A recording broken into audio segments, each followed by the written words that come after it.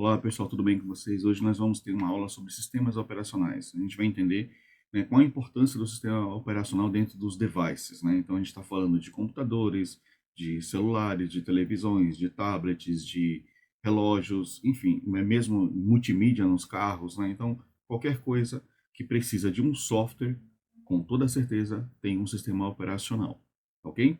Então é isso que a gente vai ver hoje.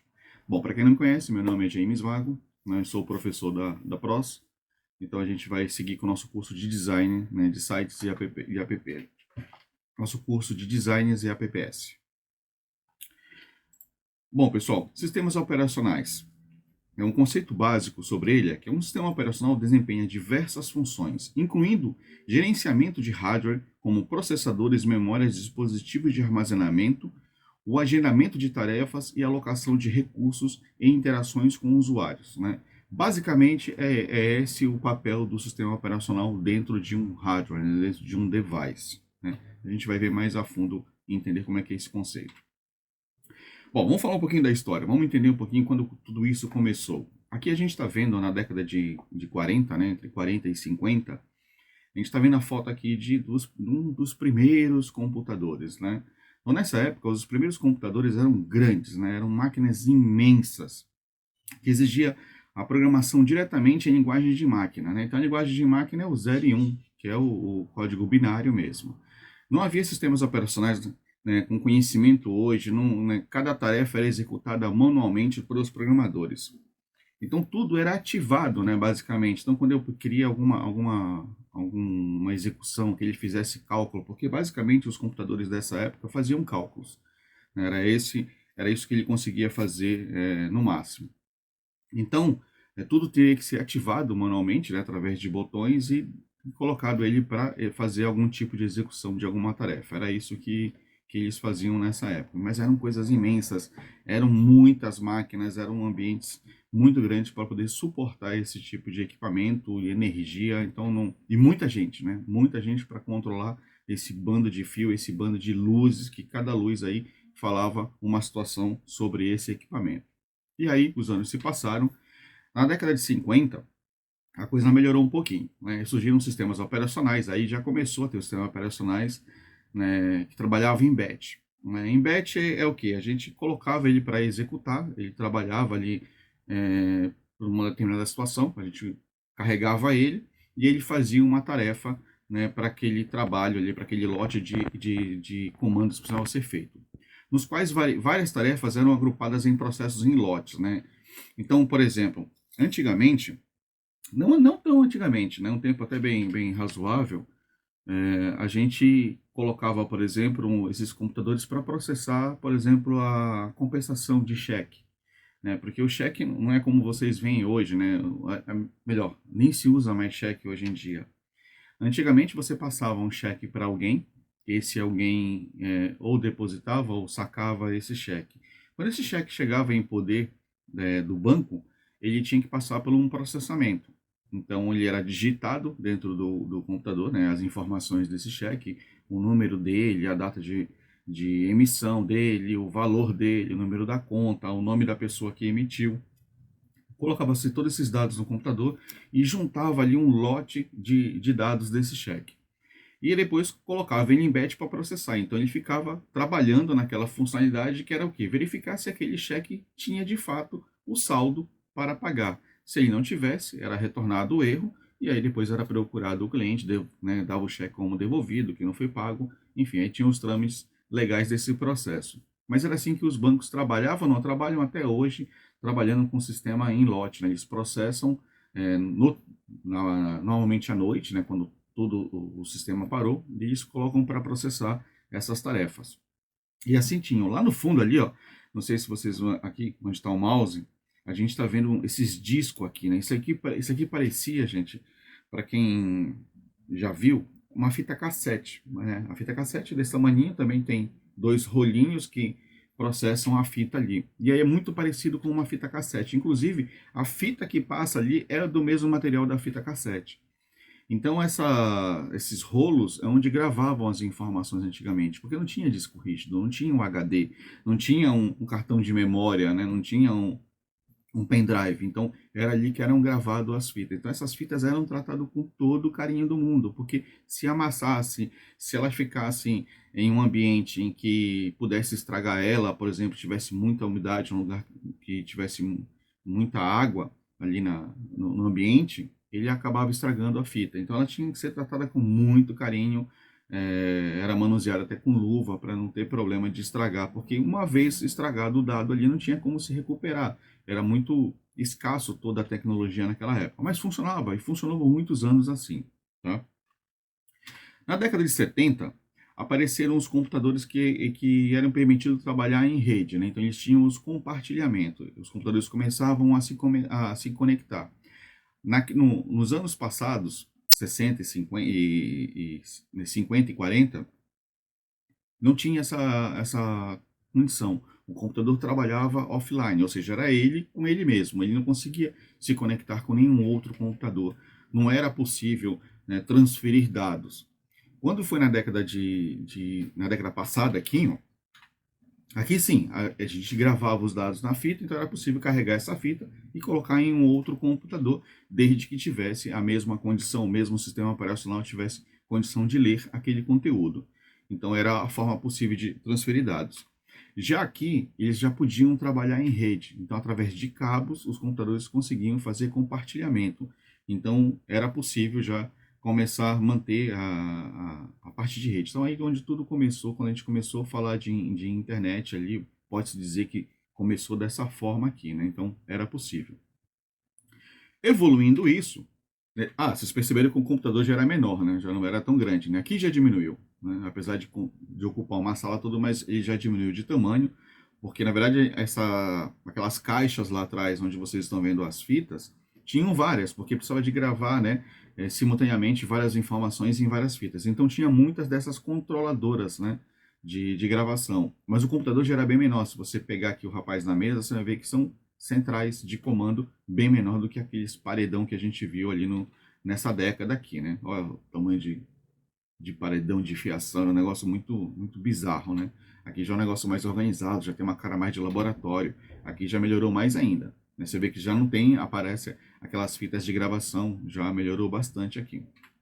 Bom, e aí na década de 70 surgiu os sistemas operacionais para microcomputadores. Foi quando surgiu os microcomputadores. Até então, na década passada, de 70 para baixo, os usuários, né, nós, não tínhamos acesso a computadores, a não ser quem trabalhasse em uma grande companhia. Caso contrário, não tinha computador pessoal. Você não tinha um computador na tua casa, né? Então, não era possível.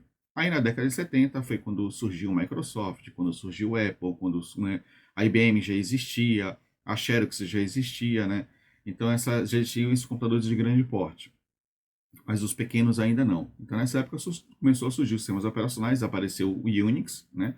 Aí apareceu o Basic, aí tinha o MS-DOS, né? O Apple começou a lançar. Então a gente tinha aqui, ó, se a gente prestar atenção aqui, esse computadorzinho aqui, daqui de baixo, esse aqui é um sistema operacional Unix, que hoje é o Linux, né? Que vem em muitos microcomputadores por aí. É um sistema operacional aberto, então qualquer pessoa pode ter, você não precisa pagar para ter ele. Então aqui era o Unix. Então a gente tinha um computador, você vê que ele é uma tela integrada ao teclado, e ele rodava aqui, não tinha nada de gráfico, era tudo assim, como vocês estão vendo aqui. Não tinha tudo caractere. Então ele já era um sistema que trabalhava em rede, né? Já era permitido isso, então muitas pessoas trabalhavam em rede aqui nesse processo, então já tinha um conceito de servidor e os terminais. Esse terminal aqui, a gente chamava de terminal burro. Por que terminal burro? Porque ele basicamente ele apresentava para você a tela e você tinha acesso ao teclado para poder utilizar. E todo o processamento era feito no servidor. É como se ele fizesse já um processo de virtualização. Então, para cada terminal, ele já tinha uma caixinha, vamos imaginar assim, né? Imagina uma caixinha. Então, tudo que você processava caía naquela caixinha e depois ele gravava para todo o servidor, para que todo o ambiente pudesse compartilhar essas informações. Então, aqui a gente já tinha o conceito, né, já de rede aqui. Então, o Unix foi usado por muito tempo. Tem algumas histórias até engraçadas, né, nessa época, porque o Unix ele foi, existe até hoje, né? Tem o Linux até hoje. Então, mas assim, no Brasil, ele trabalhou muito forte na década de 90, né? Teve bastante máquinas trabalhando com Unix. porque ele era a rede mais confiável naquela época, né? O Windows já existia, mas não tinha uma rede operacional muito boa. Então tinha rede de terceiros, né? Tinha, por exemplo, uma rede chamada Lantastic, né? Que permitia a conexão de microcomputadores, mas a coisa era muito ruim, não funcionava direito. Então as empresas, né, preferiam trabalhar com Unix porque era super garantido, funcionava muito bem, comportava bastante usuários. Isso para médias e pequenas empresas. Nas grandes, eram os IBMs, né, os mainframes, eles que dominavam, então, tanto que o sistema bancário até hoje faz uso do mainframe, porque é um computador de grande porte, né, computador parrudo que aguenta milhões e milhões de processamentos simultaneamente. Então, o Unix, eu trabalhei muito com ele, e tem uma história muito engraçada aqui. É, por ele ser todo virtualizado, né, o terminal, então o técnico ele tem condições de dar suporte remotamente, não precisava ir na mesa do usuário para poder acessar ou corrigir qualquer problema, qualquer dificuldade que ele tivesse. Eu podia, através de comandos, direcionar o teclado daquele usuário para o meu teclado, para a minha tela. Então, o que ele digitava lá saía aqui na minha tela. Assim como eu poderia direcionar o meu teclado para a tela dele. Né? Então, tudo que eu digitasse aqui, ele via lá. E aí a gente fazia muita brincadeira do tipo, a gente fazia esse redirecionamento de teclado e começava a conversar com a outra pessoa da ponta.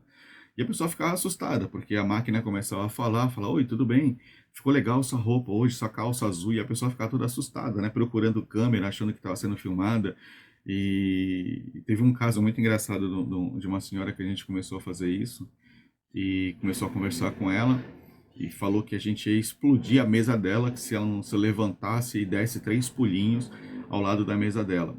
Gente, ela levantou, não imagina né, uma empresa com várias mesas e todo mundo trabalhando, e a mulher me levanta do lado da mesa dela e começa a pular, porque ela estava com medo da máquina. E a gente, ninguém nunca descobriu que foi a gente, né, porque ficou, a gente não podia falar senão a gente ia ser mandado embora, mas o Unix tinha essas brincadeiras que a gente fazia, de meter medo nas pessoas, porque os usuários eles não entendiam nada de computador, eles só digitavam documentos, né? Digitavam cheques, digitavam documentos, notas fiscais, era isso que eles faziam, não entendiam nada, né, da parte técnica do computador. Então a gente se aproveitava disso para poder sacanear as pessoas, era muito engraçado. Bom, aí veio o microcomputador, né? Que é esse daqui de cima que vocês estão vendo aqui. Esse aqui é um AT, é um PC AT. Gente, aqui isso é muito engraçado. Você vê nessa tela aqui, né? É uma tela verde também, não tinha cor a imagem ainda. Aqui a gente está vendo um drive. Então, hoje nem tem mais os disquetes, né? Hoje vocês só tem os pendrives. Mas antigamente tinha os disquetes. Eu vou até ver se eu acho aqui na internet para mostrar para vocês. Abri o Google aqui. Imagens. Disquete 3/4. Disquete 3/4. PC. Vamos ver se aparece aqui. Aqui, ó. Então, esses aqui, esse disquete aqui que a gente está vendo, é o disquete que entrava aqui nessa caixinha aqui do... Esse disquete entrava aqui nesse drive, né? O disquete de 3/4. Existiam maiores, tá? Existia um desse tamanho, assim, parecia um LP de toca-disco, bem grandão mesmo. Então, nesse disquete aqui, gravava-se, né, os dados. Aí depois desse disquete aqui vieram os pequenos. Aqui mostra bem a evolução. Tá vendo o grandão que eu falei para vocês? Era assim, ó, bem grande, né? Aí veio o menor, né, o mediano e veio o pequenininho. Esse aqui era bem mole, você fazia assim, bem molinho mesmo de mexer. Você vai ver que o material aqui lembra muito uma fita cassete. Aqui já era rígido, ele já era duro, você não conseguia movimentar ele, tinha uma capinha que protegia a película do disquete, então era bem bacana esse disquete, funcionava muito assim na parte de proteção. Aqui, deixa eu mostrar para vocês aqui que era uma fita cassete, ó. A fita cassete era isso daqui, né? Então, aqui gravava-se músicas. Tá vendo que aqui tem um rolo? Tem um rolo. Então, ela gira, esse rolo vai daqui para cá, e aí você volta de lá para cá.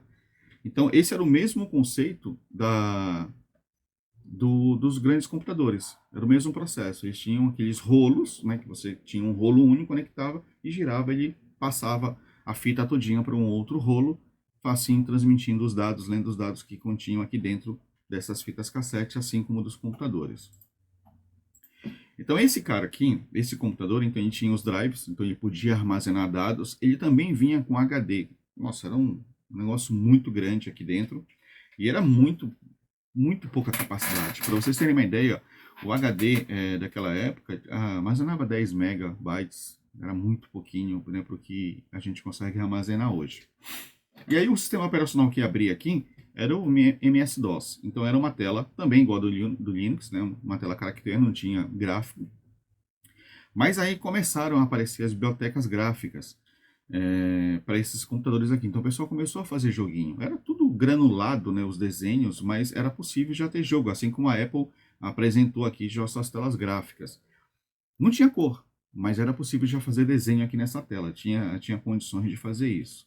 Então essa máquina ela ligava relativamente rápido, porque o sistema operacional DOS carregava muito rápido. Diferente do Windows, que precisaria de processamentos gráficos, né, o sistema operacional trabalhava muito mais para controlar. Porque essa máquina aqui, apesar de toda a evolução de hoje, a máquina não mudou muito. Então a gente tem a controladora de vídeo, a gente tem a controladora de armazenamento, né, onde grava os dados, hoje no HD ou no pendrive. Então a gente tem a controladora que recebe os inputs, que são os mouses e o teclado. Não é muito diferente disso, né? O que tem hoje, a gente tem a parte de comunicação, que é o Wi-Fi, a USB, a gente tem a parte dos periféricos que você pode conectar através da USB que ele consegue controlar, né? Então, assim, antigamente a placa-mãe aqui, ela era uma placa muito grande que já controlava tudo. E aí tinha as placas específicas para controlar cada coisa. Então, se eu quisesse, por exemplo, me conectar na internet, eu tinha que comprar uma placa para fazer a parte de comunicação, a parte do modem. Se eu quisesse um vídeo melhor, eu tinha uma placa de vídeo. Se eu quisesse mais memória, eu tinha uma placa para colocar memória, né? Isso tudo foi mudando. Foi né, de placa de memória virou um processadorzinho pequeno espetado na placa.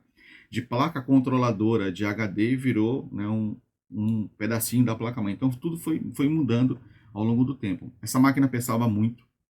Não era fácil carregar isso aqui, porque era ferro puro. Então era bem difícil carregar, assim como o monitor também. Mas era o que nós tínhamos e rodava e funcionava muito bem, né? O sistema operacional aqui era muito funcional para o que ele precisava fazer, trabalhava muito bem, controlava muito bem a memória e todos os seus periféricos. Então era bem bacana. O pessoal que trabalhava com assembly nessa época, né, que é a linguagem de máquina, o pessoal conseguia reprogramar o sistema operacional para fazer algumas coisas. Então, as pessoas que sabiam assembly tinham, vamos dizer, o seu sistema operacional meio tunado, né? E vamos dizer dessa forma aí. Então, por exemplo, eu tinha um amigo que conhecia muito de assembly, ele conseguiu reprogramar o sistema operacional para que esse drive aqui aumentasse a capacidade de armazenamento. Então ele gravava de uma outra forma que o sistema operacional gravava de forma padrão para que ele conseguisse armazenar mais dados. Era uma barata. Só que funcionava só no sistema operacional dele. Ele não conseguia fazer isso em outro computador porque ele teria que ter o mesmo sistema operacional que ele desenvolveu, né? Então, isso aqui eram os micros. Aí esses micros aqui foram evoluindo, né? Passou de AT para XT, e memória e processador, tudo foi melhorando. E assim, o seu sistema operacional também teve que melhorar, evoluir para poder acompanhar a capacidade do hardware. A gente não sabe, né, dizer hoje assim o que provoca isso, né? Se é o hardware que provoca a melhoria do sistema operacional, ou o sistema operacional que provoca a melhoria do software, ou se são as duas coisas juntas. Mas o fato é que um provoca a melhoria do outro. Foi o que aconteceu aqui na Apple. A Apple foi a primeira empresa a lançar aqui, né, telas gráficas mesmo. Aí já lembra a tela do que a gente conhece como Windows, né? Então foi as primeiras versões que aconteceram aqui. Então o sistema operacional já mudou, tanto que a Apple teve que criar o sistema operacional deles, né? Eles criaram o sistema para o Macintosh especialmente para fazer o que eles queriam, que era poder comportar a parte do mouse, porque aqui no AT não tinha mouse, tá, gente? Apesar dessa foto que está aparecendo aqui um mouse, mas não tinha mouse nesse computador aqui, nesse PC. O mouse veio aparecer na Apple. Então, apareceu os gráficos, apareceu o mouse, então eles tiveram que criar um sistema operacional para que suportasse esse tipo de, de processamento de gráfico, porque o gráfico tinha que ser muito rápido. Aqui no PC, para você fazer um jogo, dependendo da velocidade do computador, o jogo ele ia sendo remontado, sabe? Você mudava de tela, você via quase a tela sendo redesenhada toda. O jogo que não usava, que não exigia tanto de gráfico, ou tanto de processamento de cálculo para poder produzir o desenho na tela, ele funcionava super bem. Mas dependendo do jogo, ficava lento e aí você precisava de um computador melhor. Então aqui, por isso que eles desenvolveram um sistema operacional que conseguisse processar o design e ter uma máquina pequena e com uma boa performance que o usuário pudesse fazer o uso aí do mouse e do teclado de uma forma muito mais lúdica, né? Porque o Windows você simplesmente clica, você vai clicando e executando aquilo que você precisa. Diferente do PC e o AT aqui, que era tudo via comando, tudo que eu precisasse que ele fizesse, eu tinha que dar um comando. Tinha muitos comandos dentro do MS-DOS. Não tanto quanto tinha o Linux. O Linux tinha muito mais, né? Tinha muito, por isso que ele era muito, sempre foi muito superior em relação ao MS-DOS nesse sentido. E aí se passou-se mais uma década e aí veio o Windows, né? A primeira versão do Windows, né? Assim, onde o mundo conheceu foi o 3.1. Aí sim, a gente já tinha aqui um XT, já não era mais um AT, nessa época já tinha os 386, né, que era o microprocessador 386, 486, que eram máquinas bem mais rápidas, com mais capacidade de processamento. Já apareceu a placa de vídeo. Então aí o que aconteceu? O computador ele tinha uma placa de vídeo para fazer essa função. Diferente daqui. Aqui eu não tinha placa de vídeo, aqui eu tinha uma placa única que fazia esse trabalho aqui. Na Apple, nos computadores desse Macintosh ser lançado, tinha o Apple para 8 bits. Ele tinha uma placa de vídeo. Ele vinha dele, dentro da placa-mãe dele, uma placa de vídeo. Ele já conseguia rodar jogos também. Muito melhor do que o PC rodava, né? Porque ele tinha essa placa de vídeo, então ele não sobrecarregava a placa-mãe, porque ele tinha uma placa que fazia essa função de trabalhar com a parte de vídeo. Então ele rodava muito melhor nesse sentido, porque ele tinha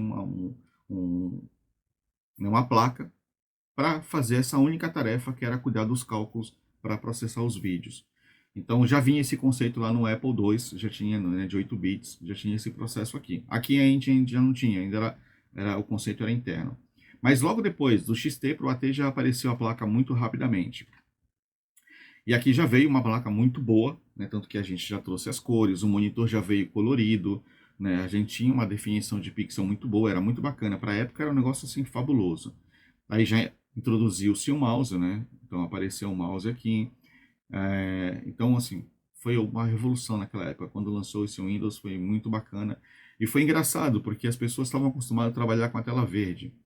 E, todo mundo ficou perdido, né? Porque o pessoal estava acostumado a dar comando. Todo mundo queria dar comando. Então, para não tirar a parte de comando, o que aconteceu, o Windows, até hoje, tem a função de você ir para a tela preta, né?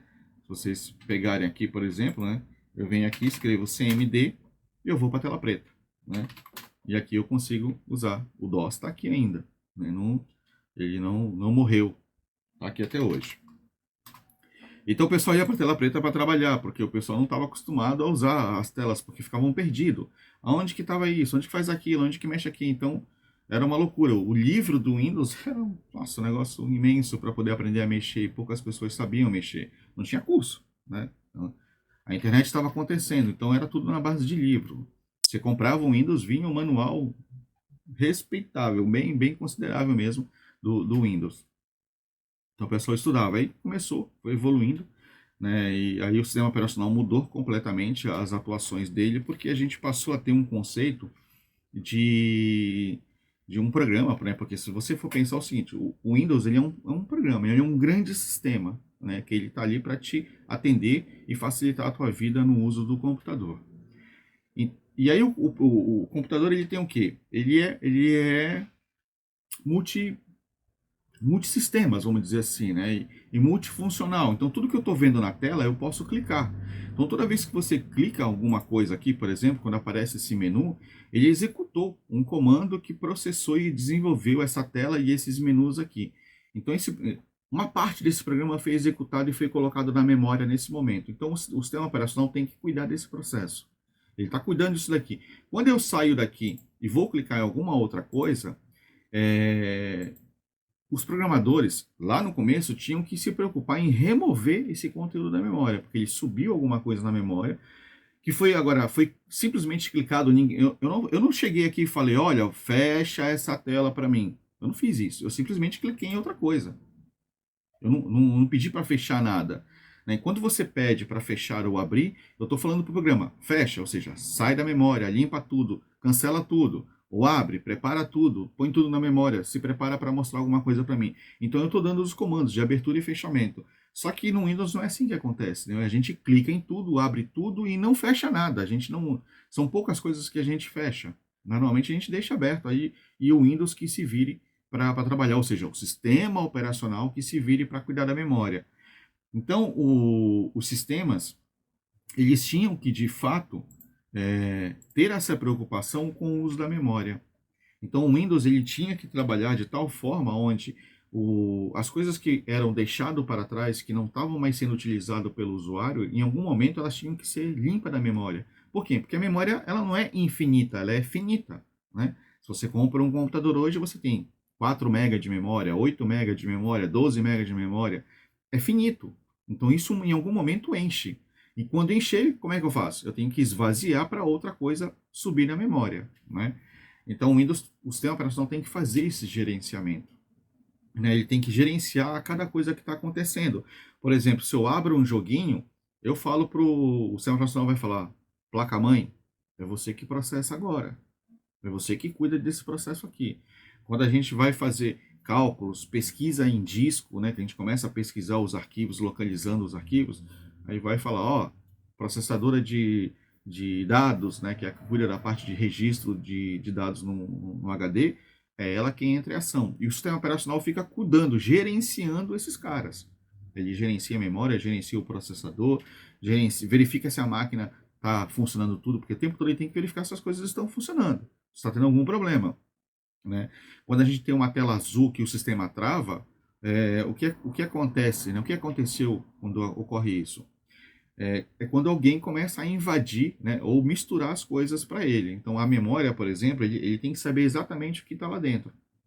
Então, quando aquilo se mistura por algum motivo, às vezes por uma tensão, né, variação de tensão, de energia, ou por erro mesmo de sistema feito pelo programador, que cria uma situação onde o sistema operacional não está preparado para gerenciar aquilo, dá os erros. O próprio Windows acontece isso. Né?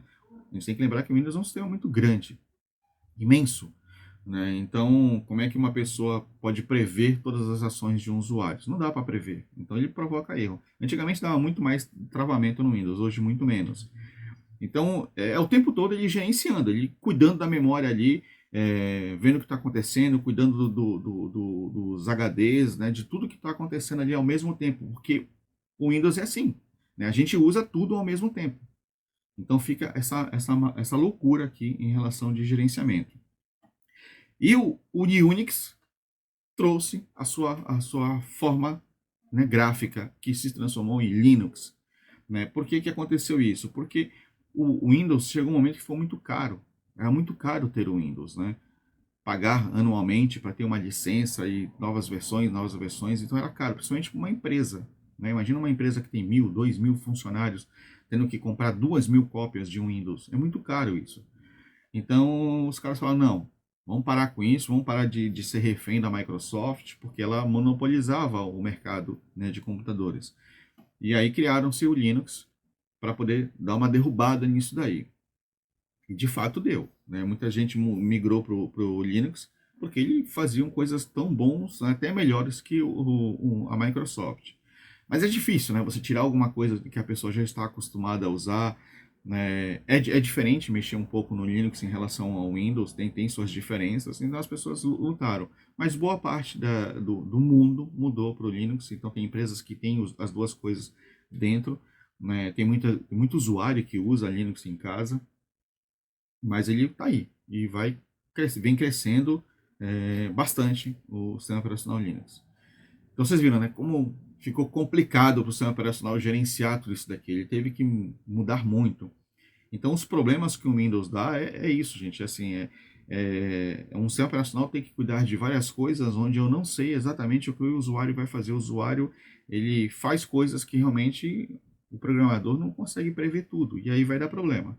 Tá? E aí, com o passar dos anos, aprendendo, os sistemas operacionais vão melhorando, vão evoluindo. E aí a gente vai chegando realmente numa qualidade muito boa, que é o que nós temos hoje. Bom, de lá para cá o que aconteceu? Apareceu os smartphones, né? Então apareceu o quê? O Android. Foi uma revolução fantástica, porque antes disso a gente tinha os celulares, mas não tinha essa tela gráfica, né? Era uma tela igual do computador, era de início, era a tela caractere. Era assim que funcionava. Não tinha nada dos recursos que nós tínhamos, o máximo que nós tínhamos era o SMS para mandar mensagem, que veio, né, um conceito do primeiro aparelho, que era os pagers, né? Para quem não conhecia o pager, é isso aqui, gente, ó. Pager. Isso aqui era um pager. Né? Não sei se você deve visto em algum filme. Normalmente, nos filmes americanos apareciam os médicos com esse negócio pendurado na cintura. Isso aqui vendeu muito no Brasil.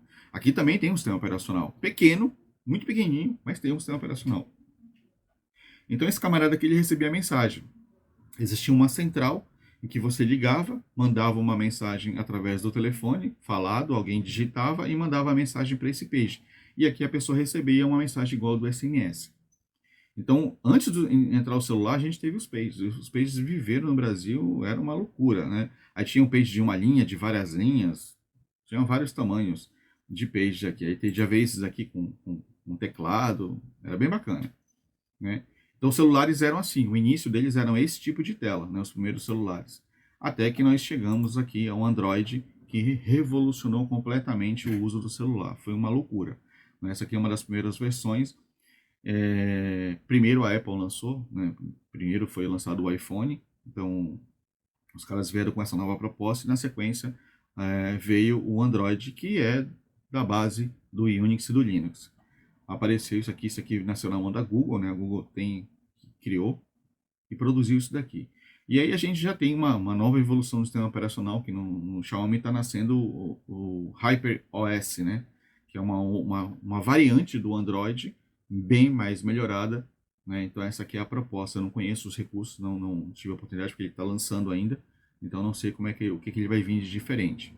Mas a gente já viu o quanto o Android tem evoluído, quantas versões já está acho que na versão 31, se eu não me engano, está super evoluído com vários recursos, está muito bacana. Então, assim, a mesma coisa aconteceu no celular, né? O celular mudou muito a qualidade do aparelho. Hoje tem celulares que têm capacidade de processamento igual de um computador. Tem celulares com três processadores, né, embutido, com alta capacidade de memória.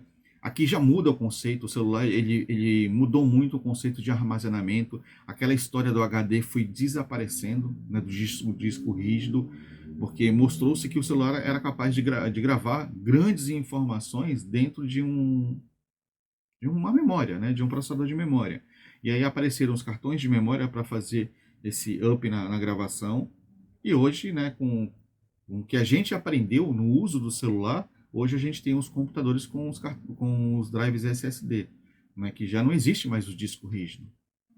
Né? Então mudou muito. O celular trouxe esse benefício também que se expandiu para o computador, que é a forma de gravar dados. Então o HD acabou. Né? O HD está praticamente. Ainda vende, mas a tendência é sumir. No máximo, em 2, 3 anos, não deve mais ter esse conceito do HD e a gente vai ter computadores trabalhando igual aos celulares. Então foi bacana isso, né?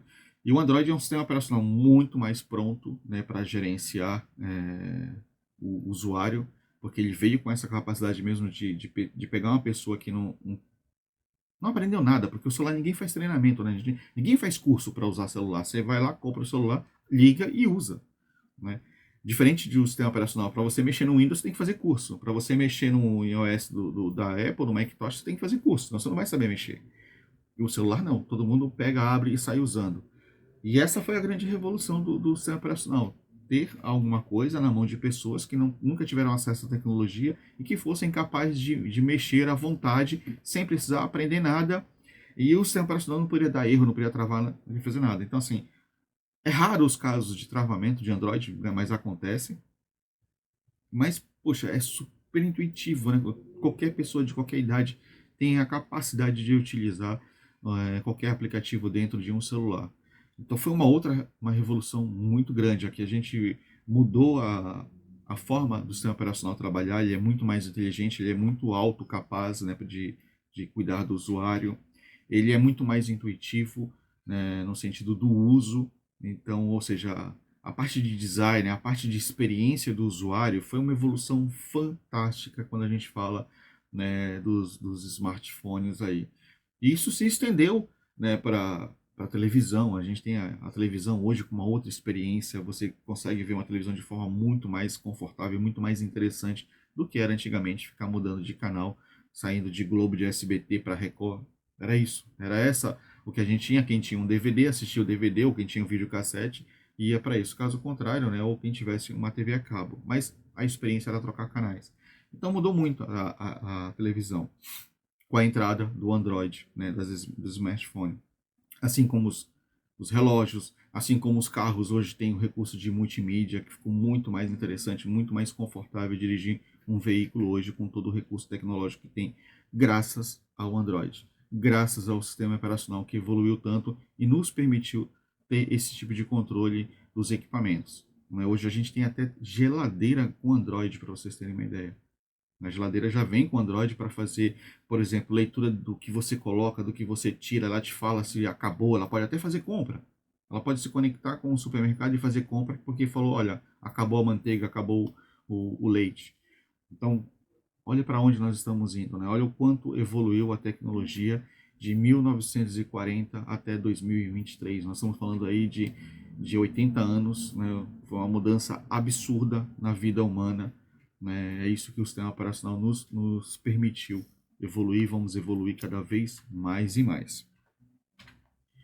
Bom, gente, aqui os sistemas operacionais a gente tem, né? O BASIC, estou falando de microcomputadores aqui, tem o BASIC, o MS-DOS e o Windows aqui, estão praticamente mostrando a evolução. Tem o Macintosh, continua sendo o mesmo desde quando lançou. A gente tem o Unix e o Linux, que é a evolução um do outro aqui, né? Aqui é a tela caractere no Unix e no Linux é a tela gráfica.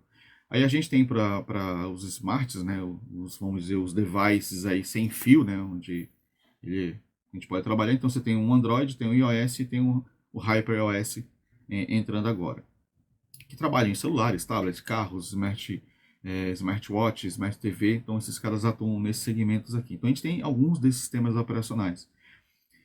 Para quem trabalha com desenvolvimento em aplicativos para celulares, dependendo do modelo, se a gente está falando de Motorola, de LG, existem pequenas diferenças nesses Androids, porque são particularidades do hardware, porque o hardware do Motorola é diferente do hardware da Samsung, da LG. Então tem algumas diferenças nos sistemas operacionais ali para se adaptar ao equipamento deles, né? Mas de modo geral eles são muito parecidos, mas tem coisas diferentes, né? Não é, o sistema operacional que roda no Samsung com certeza não é o mesmo que roda no Motorola. Se vocês perceberem, vocês vão ver que até o front é bem diferente ali do celular, né?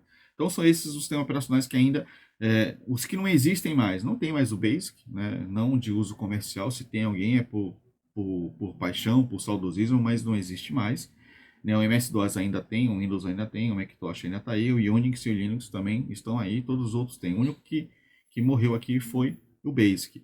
Até o mainframe, né, se a gente falar do sistema operacional dos grandes computadores, existe porque os bancos até hoje utilizam, né, os IBMs da vida aí.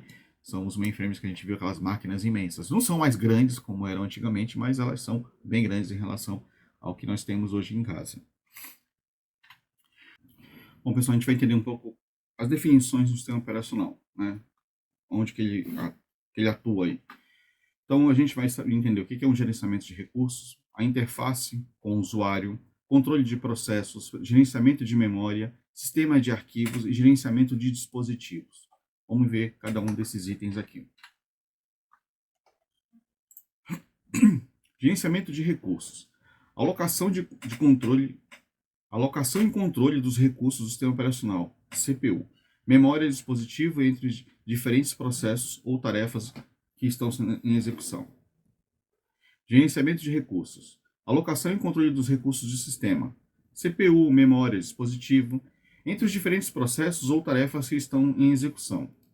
Então aqui, o gerenciamento de recurso é a parte física mesmo, onde ele vai gerenciar para verificar se a central de processamento, a unidade central de processamento está ok, se a memória, se os dispositivos são teclado, mouse, câmera, né, caixinha de som, tudo isso está ok. Né? Então ele fica cuidando desses dispositivos para ver se eles estão funcionando, para que os recursos do sistema operacional estejam realmente trabalhando. Então, por exemplo, se o equipamento físico, né, se algum equipamento físico da parte de Wi-Fi der problema, ele vai automaticamente desativar o recurso de Wi-Fi. Se o teu mouse não para de funcionar, no caso a USB, por exemplo, para de funcionar, que é um recurso, ele vai automaticamente avisar ao sistema operacional que o mouse não existe e aí ele desativa os recursos do sistema operacional e assim por diante. Então ele não para o computador. Né? Enquanto ele puder funcionando, ele entender que aquele recurso que deu problema não impede do computador continuar ligado, ele vai mantê-lo. Agora, se for alguma coisa que é crítico, aí ele vai realmente travar ou até mesmo desligar ou reiniciar o computador, que é uma das tentativas que ele faz. Quando gera algum problema, ele reinicia para ver se a máquina volta a funcionar de forma correta, tá ok?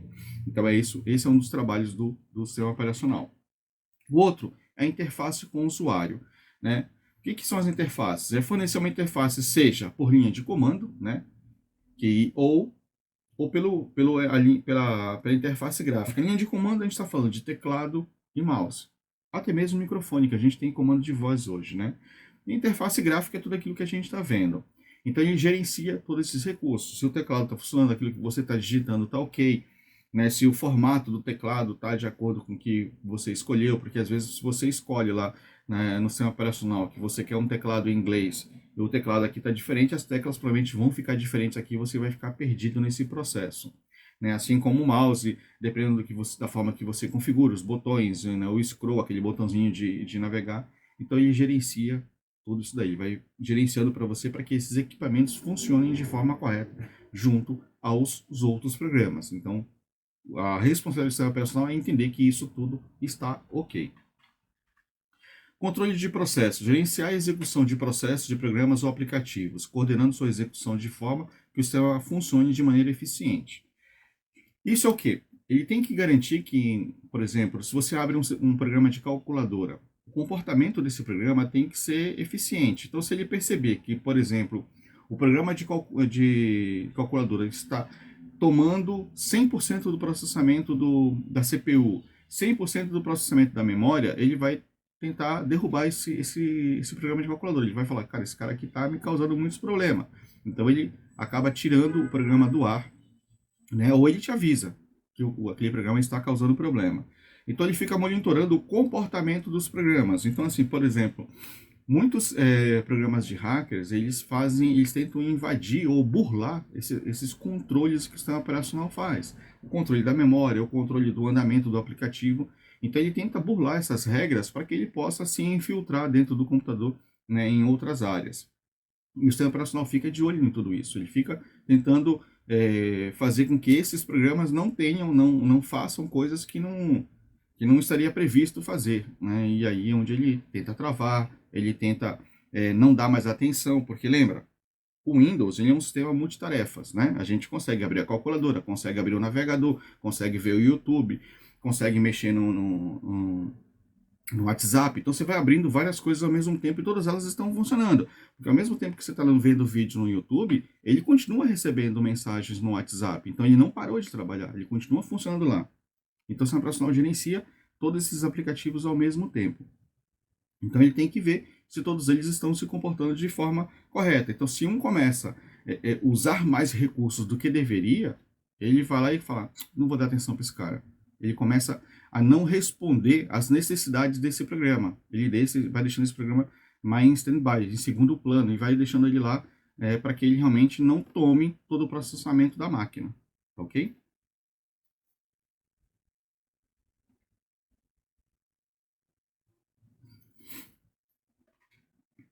Bom, então vamos lá. Gerenciamento de memória. Isso aqui é uma parte muito importante hoje para o sistema operacional. Antigamente, gente, os sistemas operacionais apresentavam muito problemas quando a gente fala de memória. Porque quando você... Aí falando um pouquinho de programação. Quando você vai colocar, por exemplo, uma imagem na tela de uma página web, aquela imagem tem um tamanho, né? Ela tem megabytes, né? E aquela quantidade de megabytes é reservado para que ela fique na memória, né? Fica lá bonitinho no uso da memória. Então, o que acontece? Nessa área de memória que foi reservado para ela, quando eu reservo lá 1 GB de memória para apresentar aquela foto, vamos imaginar que fosse esse tamanho aqui. Então, esse tamanho está reservado para foto. Eu não posso permitir que nada invada essa área, porque se alguma coisa cair aqui no meio, você concorda comigo que vai se misturar com a foto? Né? Imagina que eu coloquei, por exemplo, uma música. Se eu fizer com que essa música ocupe o mesmo espaço de memória que a foto, a gente vai ter uma música misturada com foto. Isso vai dar problema, vai dar erro de memória. Né? Na hora que o programa foi tentar ler a foto, ele vai ver que a foto não é mais só foto. Agora ela tem pedaços de memória de uma música. Então vai dar problema. Então o gerenciamento de memória do sistema operacional é isso. É ele cuidar que cada área que for reservada para alguma coisa seja mantida. Não seja invadida por nada. Esse é um dos ataques dos hackers também. Eles tentam infiltrar dentro de uma área ocupada para colocar algum código malicioso que esse código consiga invadir o seu computador.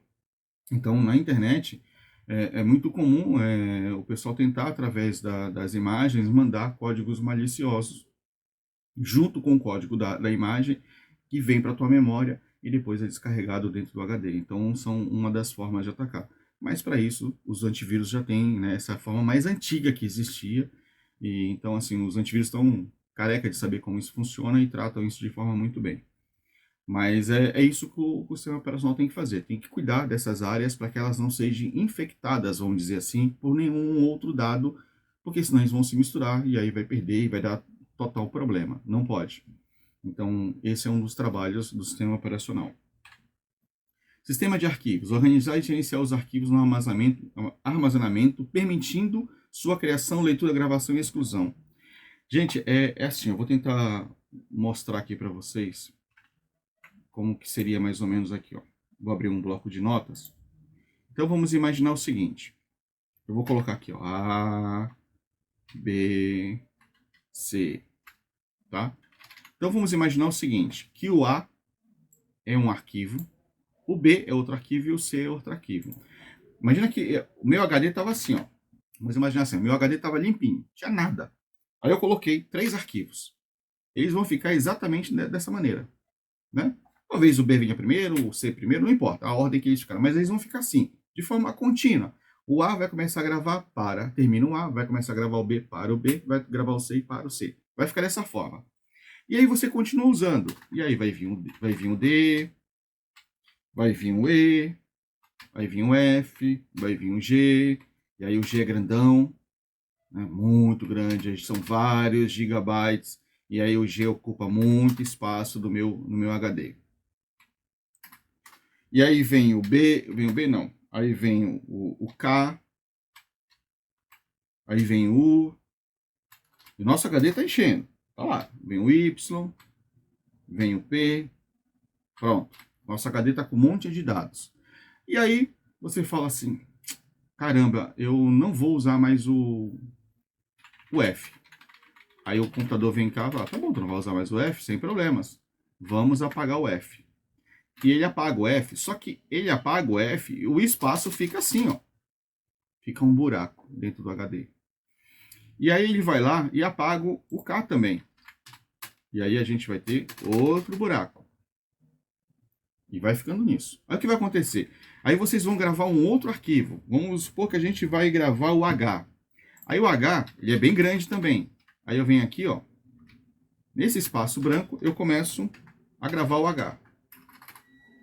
Aí ele grava o H. Só que o H é grande. Aí ele vem aqui e grava mais o H.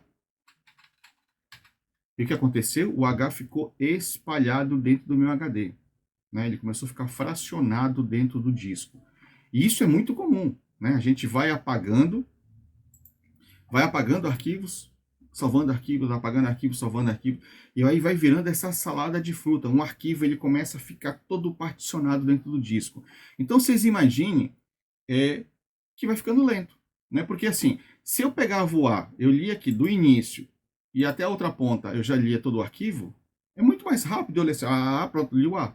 Agora, se eu vou ler o H, eu começo com onde está o H, onde está o H, onde está o H, onde está o H, onde... achei o H, tá aqui. Lê o H, lê. Aí fala, eita, tá faltando mais um pedaço do H. Onde está? Procura o H, procura. Achei mais H. Aí lê o H. E aí abre o arquivo todo. Isso gera lentidão. Só que imagina isso em bytes, em gigabytes, em terabytes. Imagina isso. Muitos arquivos, muitas informações, que é o que tem no seu HD. Tem muita coisa. Aí você imagina tudo isso assim, ó, quebrado, particionado, espalhado. Precisa gerenciar tudo isso. Precisa saber aonde encontrar todos esses arquivos, né? Aonde salvar esses arquivos.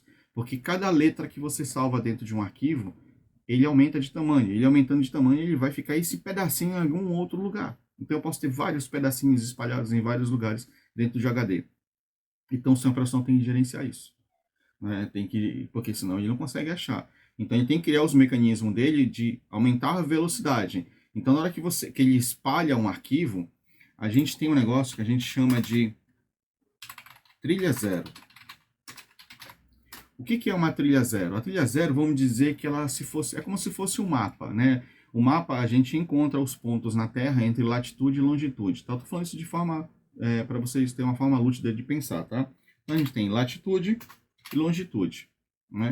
Então o que ele fala? Ele fala, o H começa aonde? Vamos supor que aqui fosse, sei lá, eu não vou contar aqui o caractere. Mas vamos supor que ele começasse no caractere número 120. Tá bom, e ele termina onde? Ele termina até os 140. Né? Então, os pontos do... Onde está, né? Vamos chamar assim, né? Onde está o arquivo H? Então, ele está do 120 ao 140, que é longitude e latitude. E ele tem mais algum lugar? Tem sim. Ele tem também aqui no 333 até o 385. Então, ele sabe que o arquivo H está no 120 ao 140, do 333 ao 385. Então, ele sabe os pontos que ele tem que ler. Então, o que ele faz? Em vez dele sair lendo, né, caractere a caractere para achar o H, não, ele vai direto no 120 ao 140, ele já pega o H. E ele também já vai direto no 333 ao 385 e pega o H. Então ele, lê isso super rápido, porque ele sabe aonde está. Ele sabe aonde está gravado os arquivos. E isso permite velocidade para ele. Né? Só que ainda assim, isso ainda não é suficiente, porque imagina, vocês estão acessando, lembra, o sistema operacional Windows, a gente acessa várias coisas ao mesmo tempo. Então tudo isso está sendo acessado o tempo todo. Então, né, a leitura desse dado no disco é uma loucura. Ele fica para lá e para cá, que nem louco ali, pulando o tempo todo para ler todo esse conteúdo aqui. Então, é assim que funciona a leitura de disco. Quem gerencia isso é o sistema operacional. Então, por isso que foi dividido em núcleos, né? Vamos dizer, cada coisinha tem a sua turminha de trabalho. Então, essa é a turminha do arquivo. Então, ele fica ali lendo e cuidando de todo o gerenciamento desse dado aí. Essa é a única responsabilidade, ele não precisa fazer mais nada, só cuida dos arquivos. Assim como tem o pessoal que cuida só da memória, assim como tem o pessoal que cuida só dos periféricos, cada um tem o seu papel dentro do sistema operacional. Gerenciamento de dispositivos, é tudo aquilo que a gente conecta nos nossos computadores, né? Então, na hora que eu conecto um mouse, que eu conecto um microfone, uma câmera, né, sei lá, que mais aqui que a gente poderia colocar aqui, uma mesa digitalizadora. Então, tudo isso que eu vou conectando, a impressora, né, tudo isso que eu vou conectando no computador, são periféricos que vão começar a interagir com a minha máquina. Né? Seriam novos braços mecânicos, vamos dizer assim, que eu estou conectando a mim mesmo para poder trabalhar. O que acontece é que esses periféricos, eles também precisam da parte de software, né? Por quê? Por exemplo, para eu mexer um mouse, eu tenho um mouse com bolinha, eu tenho um mouse com laser, eu tenho um mouse com um botão, com dois botões, eu tenho um mouse com scroll, sem scroll. Então tem vários tipos de mouse. Assim como tem várias mesas digitalizadoras, pequenas, grandes, com resoluções diferentes, com botões, sem botões, tem várias formas. Então, o sistema operacional não é capaz de conversar com esse aplicativo. Né? Porque ele fala, caraca, eu não conheço esse cara, como é que eu vou controlar ele? Como é que eu vou saber que aquele botão serve para alguma coisa? Ele não sabe, ele não conhece o periférico. Né? Então, ele fica perdido. Então, o que aconteceu? Os fabricantes de dispositivos criaram o programa que ajuda o sistema operacional a conversar com eles. Então, todo o aplicativo, a maioria dos periféricos tem a parte de programa. Então, ele é instalado dentro do seu computador de forma natural, você nem percebe isso. Na verdade, você até percebe, né? Na hora que você instala, ele aparece instalando o dispositivo. E aí ele traz essa parte do software, onde ele fala para o sistema operacional, fala, olha, para você acessar esse periférico, essa mesa, esse mouse, esse microfone, você precisa desses recursos aqui, que é assim que você vai se comunicar com ele. Ele fala, beleza, já sei. Então, através desses recursos, ele vai colocando esse programa, porque ele levanta esse programa na memória, esse programa trabalha junto com ele, ele carrega lá. Então, sempre que alguém clicar alguma coisa, apertar um botão que ele fala, apertou esse botão desse cara aqui, vem um sinal para ele, fala, eita, não sei quem é esse cara, não conheço. Ah, talvez seja aquele outro programa lá. Ele manda o programa e fala, olha, responde aí pro cara aí. Aí o programa fala, já sei qual é o botão. Aí ele vai lá e aciona e o periférico funciona. Então, os programas que são, né, que vêm de fora, eles sempre vêm com programas de computadores que é para trabalhar junto com o sistema operacional e poder ajudar a execução do programa. Vamos imaginar que esses programas fossem como se fosse um tradutor, né? Tem alguém que fala inglês e você não fala inglês, aí você precisa de um tradutor para te ajudar na comunicação com esse americano. É isso que acontece com os dispositivos. Agora, o que aconteceu é o seguinte, existem alguns dispositivos que eles são meio que padrão, né? Por exemplo, vamos pensar o mouse. O mouse é praticamente hoje padrão, a forma de criação. Então, o cara que fabrica o mouse falou, sabe de uma coisa, vamos fazer tudo igual, porque assim eu não preciso me preocupar com o programa, porque era um problema para eles. Eles tinham que criar o mouse e criar o programa, criar o mouse e criar o programa, e ter que distribuir esse programa, ter que manter esse programa atualizado, porque o Windows melhora, ele evolui. Se o programa não evolui junto com o Windows, esse mouse para de funcionar. E ele não pode parar de funcionar, porque os clientes vão ficar putos com ele. E os caras falaram, não, é muito caro ficar fazendo mouse, ficar fazendo programa de mouse, não dá, é muito caro. Vamos mudar isso. E aí criou-se um padrão. Então os fabricantes de mouse criam os mouses da mesma forma. E aí falou, sistema operacional, vão ser tudo dessa forma. Você vai falar, não, pô, beleza. Se vai ser tudo assim, eu já ponho inteligência no meu sistema operacional para que ele já saiba o que é um mouse. Então, é onde entra aquele conceito plug and play, né? Que você pluga e ele já sai funcionando, né? Plug and play, né? Então, aí existem vários periféricos hoje que o Windows já conhece de forma padrão, porque foram definidos padrões de fabricação, foram definidos padrões de comando para ele. Então, eu não preciso mais, fabricante de mouse, criar um programa para o meu mouse. O sistema operacional já conhece ele, já sabe a forma com que ele trabalha. Então, já está pronto dentro do sistema operacional. Então, muitos dos periféricos hoje procuram trabalhar no mesmo padrão para que não precise mais de programa ser instalado. Gente, isso no passado era uma loucura, era um inferno isso. Você comprava uma placa de vídeo, vinha o software. Você comprava uma caixinha de som, vinha o software. Você comprava um fone de ouvido, vinha o software de instalação. E aí, se você formatasse o seu computador, você tinha que achar o software de novo, porque senão não funcionava. Você perdia o seu fone de ouvido. Né? E aí, antigamente, os periféricos vinham com CD, com DVD, né, para você instalar, ou então você baixar da internet o DVD. Hoje em dia mesmo, se você colocar lá, como é que eu instalar a impressora Epson XYZ? Tem um drive da impressora Epson para você instalar no seu computador para que o Windows reconheça ela. Ainda existe isso para alguns periféricos.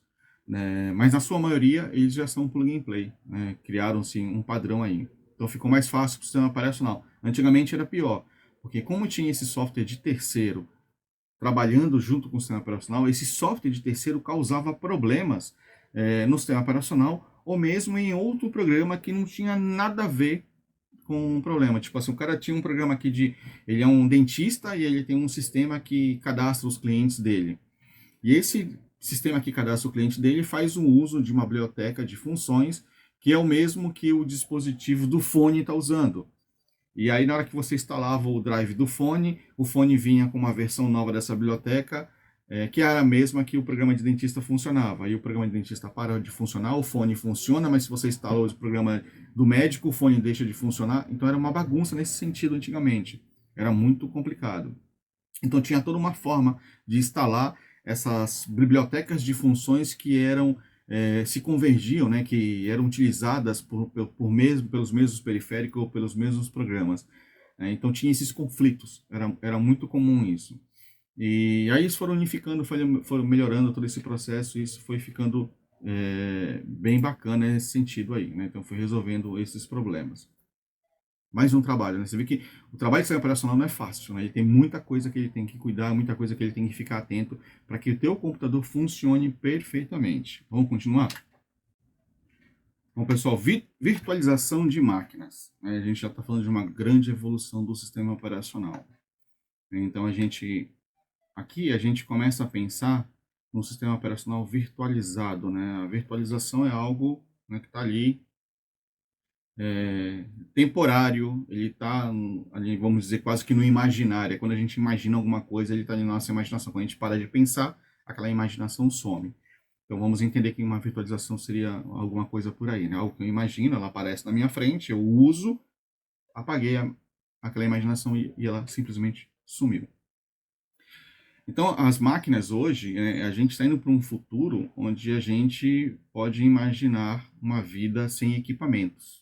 Né? Você não vai precisar ter, por exemplo, um computador físico. Você pode ter simplesmente um óculos, né, de VR e você vai poder virtualizar no mundo virtual, no mundo imaginário, você ter um microcomputador e trabalhar hoje. Isso já é possível hoje, tá?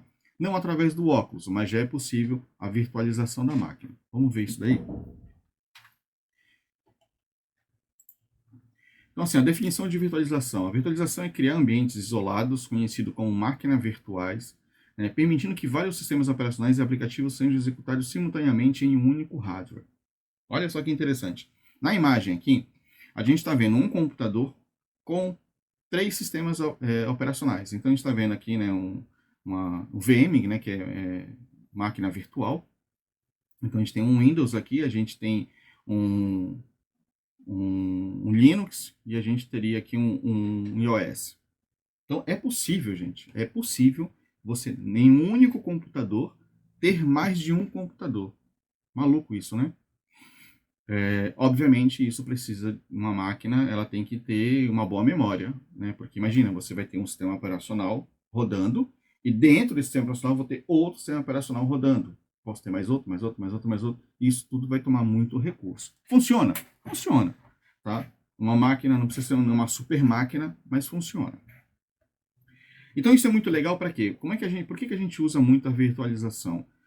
Quando a gente quer fazer um teste isolado, né, eu não quero, instalar coisas no meu computador, eu não quero colocar um monte de coisa aqui, sujar, vamos dizer assim, meu computador, né? Então eu prefiro criar uma máquina virtual e lá eu faço toda a bagunça que eu quero e trabalho. Até mesmo se a gente pensar em navegar na internet, se você vai navegar na internet e você entende que você pode pegar um vírus, você vai pegar na máquina virtual aquele vírus, não na sua máquina principal.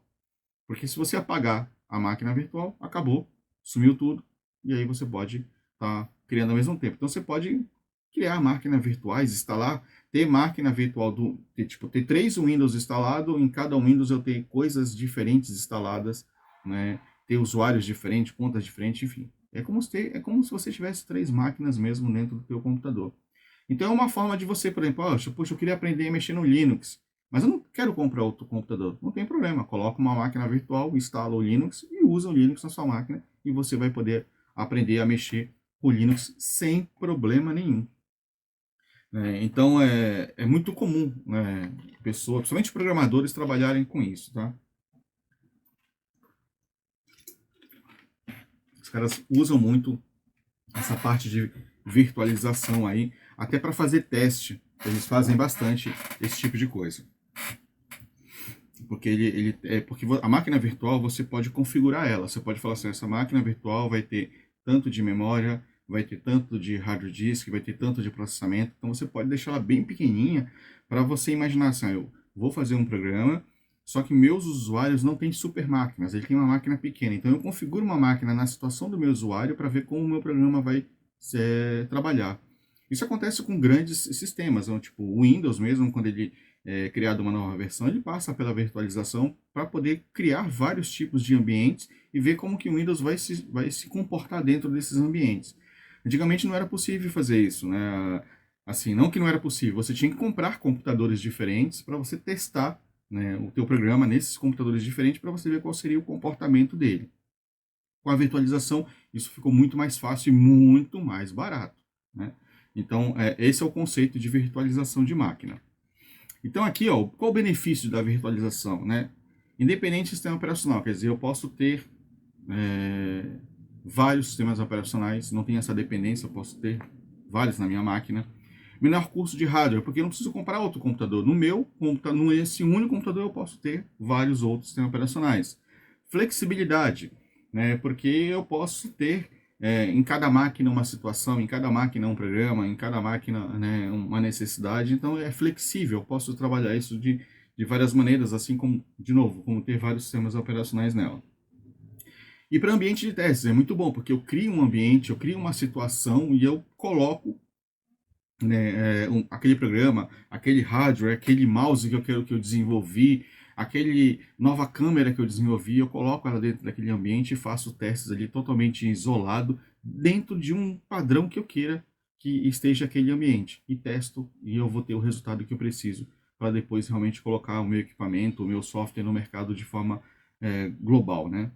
Então aqui, ó, melhora a utilização do hardware, facilita o teste de novos sistemas ou software, possibilita a execução de diferentes sistemas operacionais em um único dispositivo, né? Ou seja, em um único computador eu consigo fazer toda essa brincadeira. É bem bacana. Exemplos de virtualização. Aqui a gente está vendo uma VirtualBox. VirtualBox é um software, né? Então a virtualização é através de um programa. Então eu instalo o VirtualBox, né? Ele tem essa carinha aqui. Dentro dele, você já consegue falar para ele, eu quero uma máquina virtual do Windows. Ele já lá vai e constrói para você. E aí, o bacana é que é o seguinte, eu posso ter de vários Windows. Eu quero ter do Windows 3.1, do Windows 7, do Windows Vista, do Windows 8, do Windows 10, do 11. O Windows que você quiser. Do jeito que você quiser, você coloca. Aí você cria nessas máquinas virtuais. A gente está vendo aqui um exemplo, tem 3 máquinas aqui instaladas. E aí eu dou um clique nela e ela abre e aquele Windows, aquele novo sistema, aquela nova máquina aparece para eu trabalhar. Então existe alguns softwares de VM, né? Tem o VMware, tem o VirtualBox, tem o Hyper-V.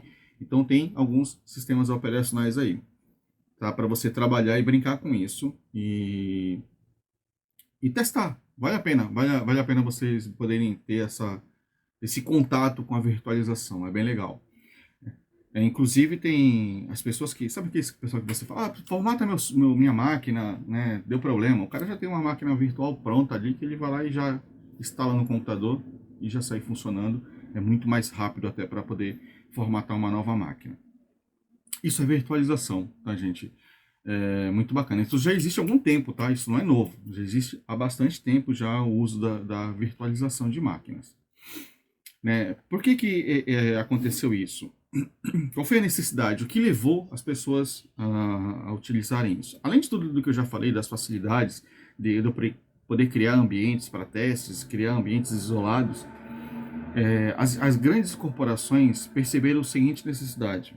Diretores, CEOs de empresas, pessoas com cargos importantes numa empresa, que viajam muito, que tem que estar em vários lugares de uma empresa multinacional, por exemplo, empresa que tem na China, tem na África, tem no Brasil, tem em vários lugares no mundo, era complicado, porque esse cara tinha que levar sempre, né, o notebook dele, e às vezes o notebook não tinha grandes capacidades para resolver tudo isso, e aí ele corria o risco de aquele notebook ser roubado, ser quebrado, se estragar, e ele perder tudo que ele tinha. Por mais que ele tivesse backup, até restaurar tudo isso, ele podia ter vários problemas.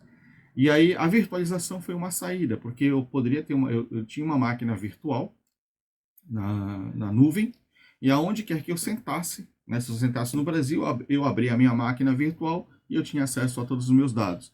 Então eu já não precisava andar com o computador. Em qualquer computador que eu sentasse, eu poderia executar a minha máquina virtual e acessar todos os dados de onde eu tivesse sem risco zero. Não ia perder nunca.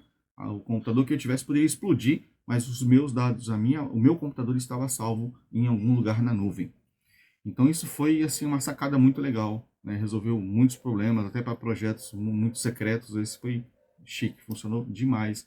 Esse processo funciona até hoje.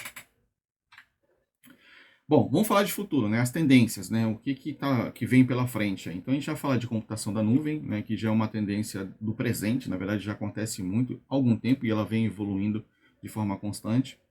Vamos falar de edge computer, de inteligência artificial, aprendizado de máquina, né? O pessoal fala muito machine learning, né? E sustentabilidade e eficiência de energia.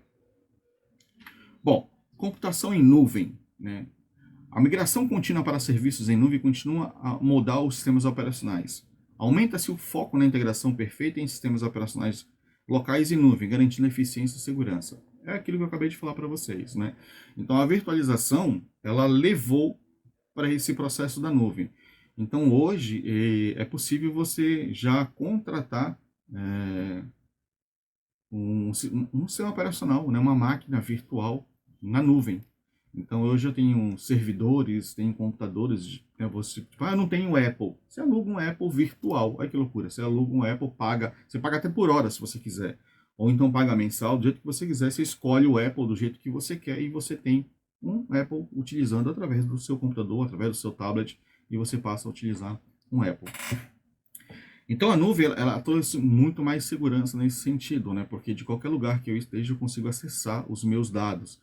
Então hoje, por exemplo, uma coisa que está muito perto de vocês é o documento dos arquivos pessoais, que é o Drive, né? O Google Drive permite a gente fazer isso, né? Eu levo os meus arquivos, minhas fotos, meus contatos do meu celular, ou qualquer outro arquivo que eu queira, eu posso guardar no Drive. Já a nuvem, né? O que é o Drive? O Drive é um servidor da Google que fica em algum lugar deste planeta. Na verdade, são vários servidores, não um único só, que fica armazenando as informações de todo mundo. Fica lá guardado. Então, se eu perder meu computador, se eu perder meu celular, meu dado está lá guardado. Você só não pode perder sua senha, senão você tem enrolado. Né? Backup de dispositivos. Isso é muito comum, os celulares fazerem backup e guardar na nuvem. Hoje, às vezes, eles fazem de forma até transparente e você nem sabe o que está acontecendo, né? Porque eles vêm já pré-configurado para isso. Aplicativo de dados aplicativo de dados. Então, hoje, a maioria dos aplicativos, por exemplo, o WhatsApp, ele fica na nuvem. Você baixa o aplicativo, você usa o WhatsApp aqui, você conversa, você manda foto, você recebe foto, tudo que você faz fica na nuvem. Os dados desse aplicativo já estão na nuvem, não fica nada no seu celular. Se você destruir seu celular, abrir de novo o seu usuário, conectar no seu WhatsApp, todos os seus dados vão estar lá, né? Então, esse já é o uso da nuvem. Mídia de entretenimento. Né? A gente tem muitos. A gente tem o YouTube, por exemplo. Fica 100% na nuvem. Você não instala nada. Antigamente, você tinha que baixar os filmes. Né? As pessoas baixavam, compravam os DVDs piratas para poder fazer uso de mídias de entretenimento. Né? Filme, show, seja música, seja lá o que for. Dados de negócio de empresas. Né? Então, por exemplo, o Nubank é um caso. É 100% virtual. Você baixa o aplicativo e todos os dados dele ficam na nuvem. Né? Então esse conceito hoje já está enraizado, muita gente já está utilizando e eles estão evoluindo constantemente esse processo. Tá? O Edge Computer, né? Com crescente demanda por processamento mais rápido e próximo do usuário, os sistemas operacionais estão se adaptando para suportar o processamento em borda, né? Proporcionar maior capacidade de processamento e armazenamento de dispositivos próximos ao usuário. O que é isso, gente? Primeiro vamos dar alguns exemplos de Edge Computer. Você tem as redes de telefonia móvel, 5G, cidades inteligentes, saúde e monitoramento médico, manufatura de inteligência. Você tem varejo e experiência do cliente e veículos autônomos. Vamos entender cada um. Bom, apesar da gente ter todos os dados gravados na nuvem, mas tem coisas que tem que acontecer do lado daqui. O carro autônomo é um grande exemplo disso. Então, quando você tem um carro hoje, que nem tem a foto ali que anda sozinho, o que o carro precisa? De vários sensores. Ele precisa de câmeras 360 graus para ver tudo que está acontecendo ao redor dele, e de vários sensores de aproximação. Então, são informações que acontecem, como diz, na borda, na ponta, né? Lá na ponta acontecem esses processamentos. Então, as câmeras, os sensores estão lendo tudo que está acontecendo com o carro e estão processando isso. E aí eles mandam para a nuvem o resultado desse processamento, né? E aí esses programas começam a processar esses dados e fazer leituras. E dentro do próprio carro também tem software que está captando essas informações junto com os dados da nuvem e tomando decisões a ponto do carro andar sozinho. Por que ele está usando a nuvem? Tem a parte do GPS, né, onde ele está lendo posicionamento de mapa, tudo isso daí para poder saber se localizar e ver o que está acontecendo. E mandando informações também para a nuvem para que outros carros possam saber o que está acontecendo em relação a isso. Porque no futuro é isso. Se todos os carros forem autônomos e todos eles mandarem seu posicionamento global, então é mais fácil. Eu não preciso nem da câmera, eu já sei onde está o carro. Né? O carro já me falou onde ele está. Aí o outro carro sabe onde eu estou, logo eu não vou bater, né, naquele outro carro porque eu já sei o posicionamento dele. Hoje eu preciso de câmeras, eu preciso ver para ver se tem um carro na minha frente para eu não bater, para ver se tem uma pessoa na minha frente e não bater. Então precisa do uso das câmeras.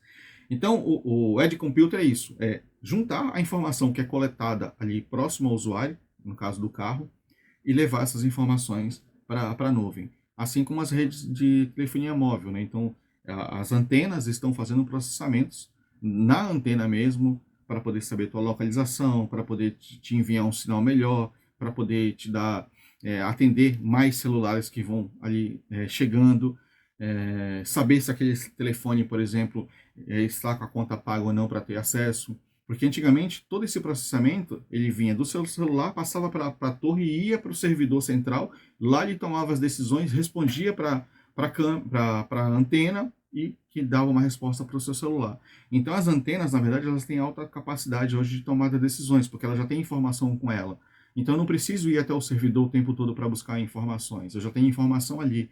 Com isso eu aumento a velocidade. Né? Ou seja, eu estou distribuindo informação. A informação não está mais centralizada. E isso permite com que eu tome decisões mais rápidas, porque existem informações que elas são atualizadas às vezes uma vez por dia, às vezes uma vez por mês, às vezes uma vez por semana.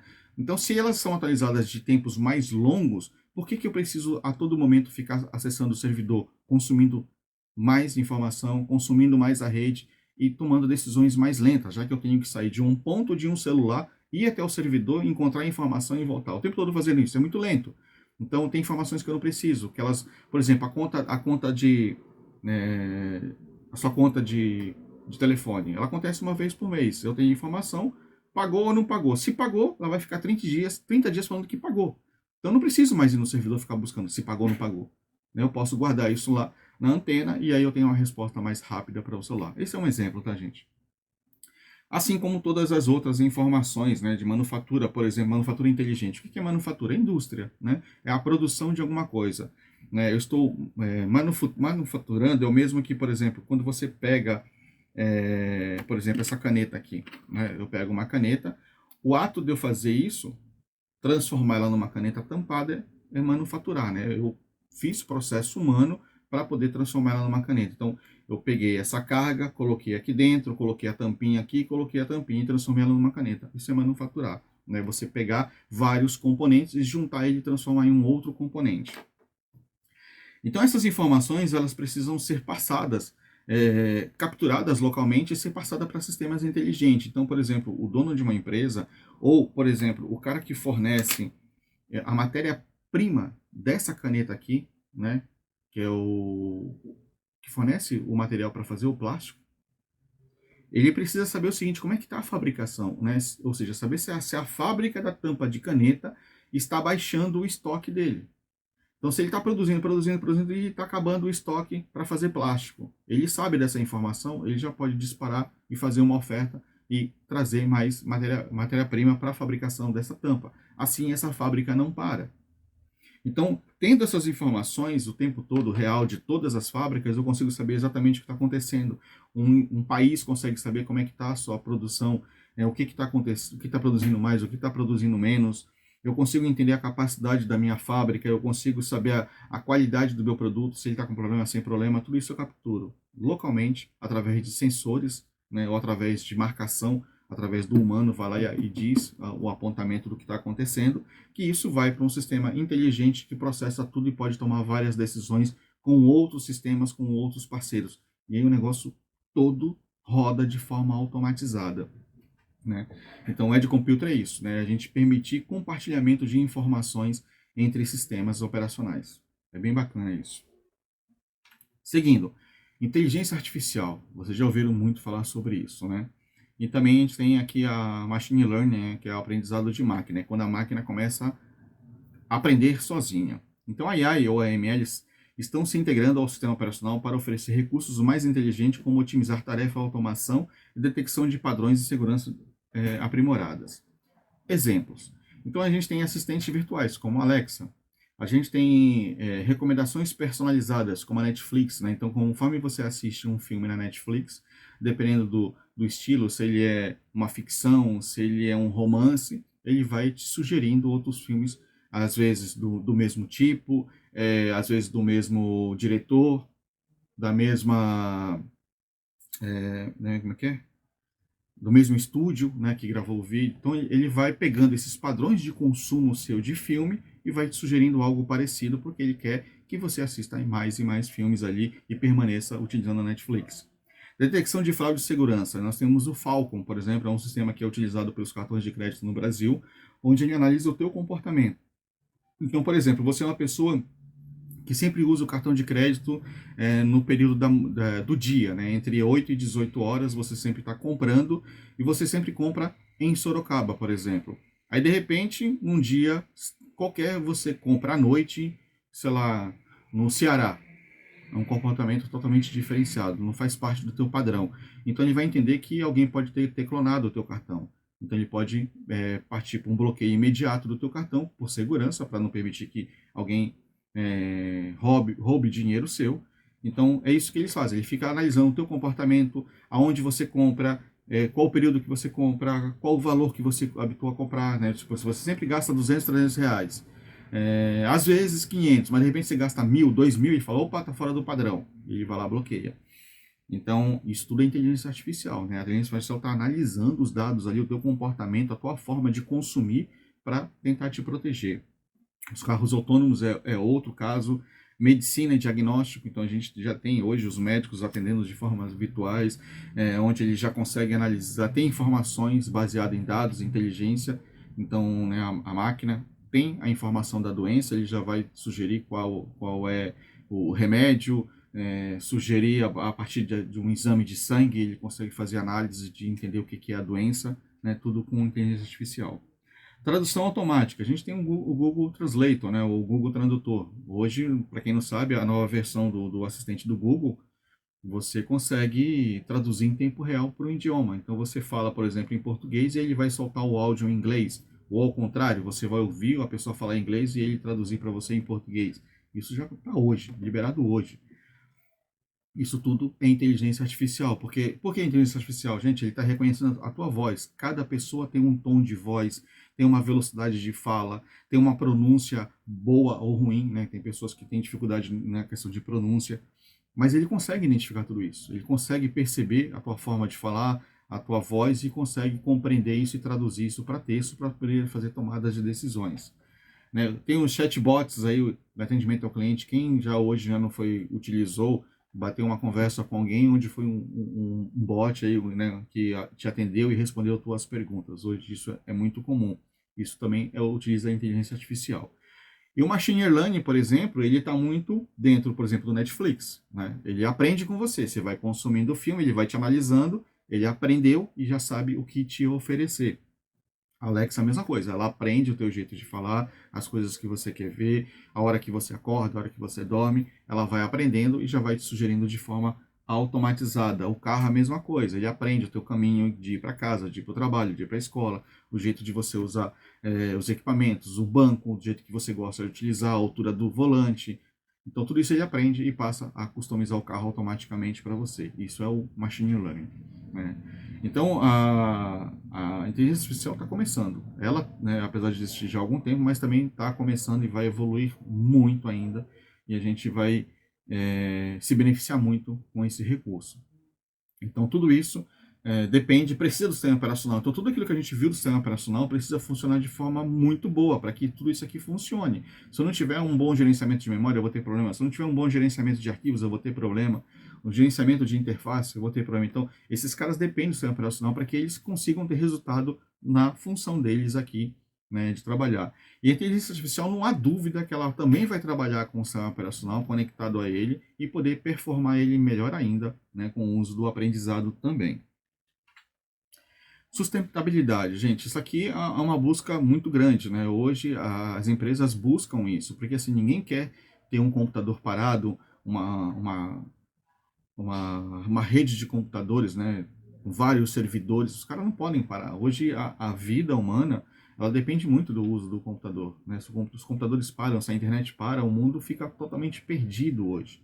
Então a preocupação com essa da sustentabilidade é muito grande, né? Não adianta eu ter máquinas maravilhosas, sistemas operacionais maravilhosos e só eu desligar um botãozinho, eu desligo tudo.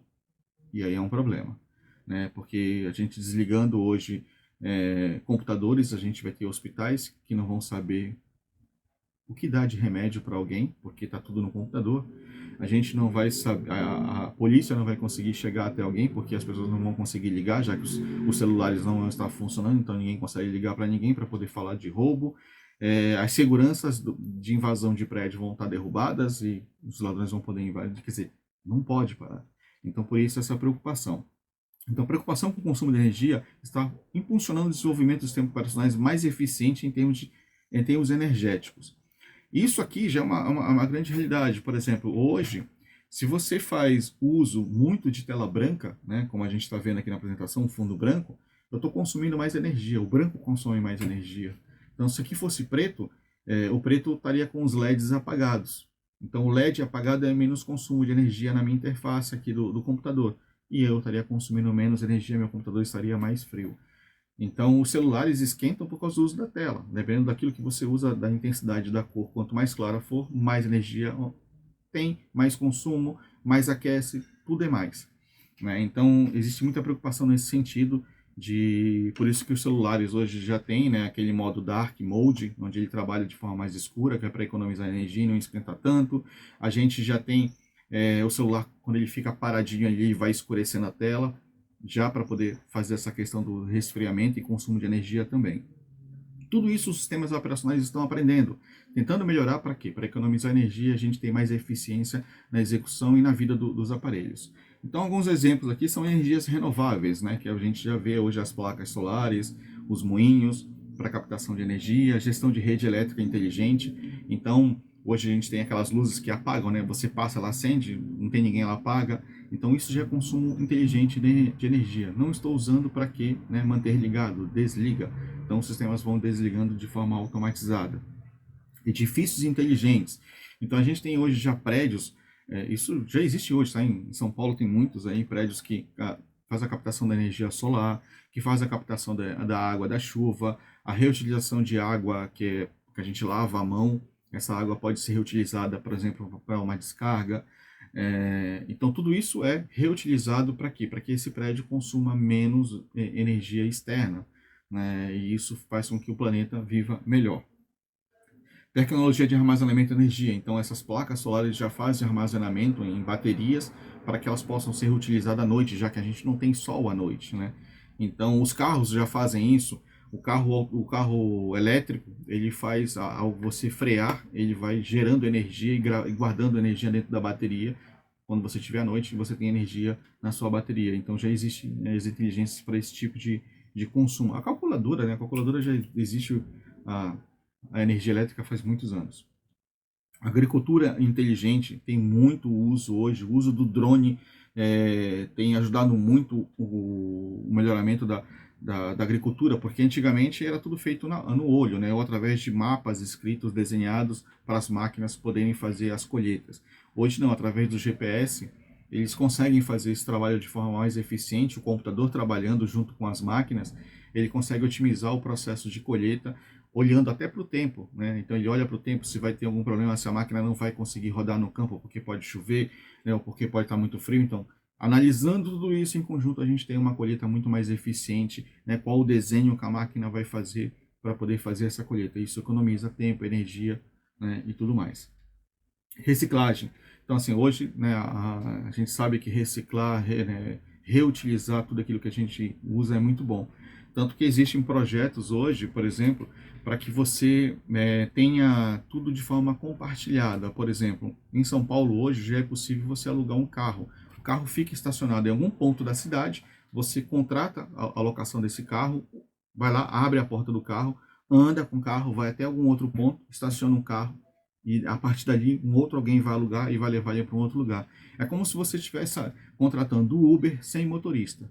O motorista é você mesmo. Você aluga o carro, vai até onde você quer, larga o carro lá, um outro alguém pega aquele carro e vai para outro lugar. Então é o carro compartilhado. Né? O outro pensamento disso, a gente tem, por exemplo, os aluguéis de roupa, que já existe há muito tempo. Né? A gente pode alugar roupa para ir para festas.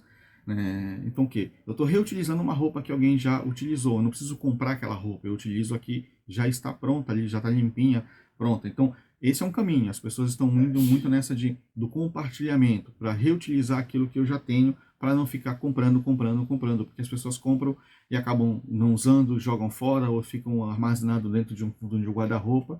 E cada vez que eu compro uma roupa, eu tenho que lembrar que uma máquina teve que ser ligada, eu tive que gerar a linha, eu tive que produzir o algodão para poder fazer esse processamento. Se ela é uma camisa que tem uma estampa, eu tive que usar tinta.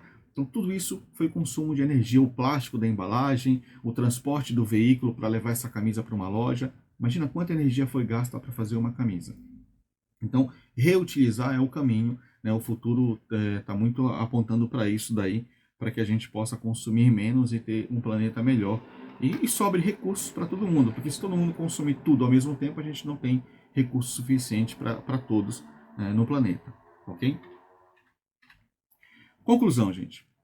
Os sistemas operacionais são a espinha dorsal, né, da computação moderna. Desempenham um papel fundamental na interação entre os usuários. Os aplicativos e os rádios dos dispositivos são como um maestro. Coordenam e gerenciam os recursos sistemas para garantir um funcionamento suave e eficiente. Né? Então, aquilo que eu falei, ele fica controlando tudo aquilo, o gráfico, os periféricos, né, a memória, o processamento de arquivo, ele gerencia tudo isso daí, né, com uma maestria muito bacana, para que a gente tenha realmente um empenho, né, da máquina na sua maior velocidade, na sua maior segurança, porque não adianta eu também colocar a máquina para trabalhar que nem uma louca se ela vai queimar, se ela vai estragar, porque isso aquece, né? A gente pode esquecer que quanto mais eu uso o recurso do computador, mais ele aquece, e ele aquecendo ele pode, de fato, estragar. Ao longo do tempo, os sistemas operacionais evoluíram significativamente, passando de simples interface de linha de comando para um ambiente gráfico intuitivo e complexo. Foi o que a gente viu, né? A gente viu lá atrás que ele era uma tela monocromática, né, onde só tinha caracteres, tudo através de linha de comando, e de repente a gente abre hoje, a gente tem um Windows, uma tela linda, maravilhosa, onde eu posso sair clicando, assim como o celular. Então é uma evolução muito grande, né, em período de 80 anos. Adaptando-se aos avanços tecnológicos e às necessidades dos usuários. Eles fornecem uma base para a execução de programas, a interação com dispositivos e manipulações de dados, oferecendo serviços essenciais com gerenciamento de processo, memória, armazenamento e segurança. Então, você vê que o quanto evoluiu, o quanto ele vem ficando cada vez mais inteligente, né? A gente poder abrir um celular e ver o tanto de coisa que ele faz, com a velocidade que ele faz, num equipamentozinho tão pequeno, né, gente? Um relógio, né? Dentro de um relógio ele consegue fazer todas essas coisas de uma forma muito, muito bonita. Então, o sistema operacional realmente é aquilo que está aqui no texto, é a espinha dorsal da computação moderna. Sem ele, a gente não consegue ter nada do que a gente tem hoje. A diversidade dos sistemas operacionais, desde os usados em computadores pessoais, servidores, dispositivos móveis até sistemas embarcados especializados, refletem a variedade de necessidades e contextos que são empregados. Quando a gente fala sistemas embarcados e especializados, são sistemas, por exemplo, quando a gente fala de uma calculadora, né, ali tem um sistema operacional que está fazendo o cálculo ali, mas ele só é especialista para aquilo. Quando a gente, por exemplo, está numa esteira, né? Na esteira tem lá um painelzinho eletrônico que está fazendo vários processos. Ali também tem uma EPROM ali que tem um sistemazinho operacional para poder processar, para apresentar o gráfico, para apresentar o display. Então, tudo ali está sendo processado de alguma forma.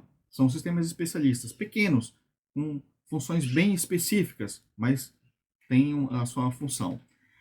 A tendência futura dos sistemas operacionais se concentram na integração perfeita entre os dispositivos, na segurança aprimorada, na eficiência energética, na inteligência artificial e na computação em nuvem, visando oferecer aos usuários uma experiência mais conectada e segura e adaptável.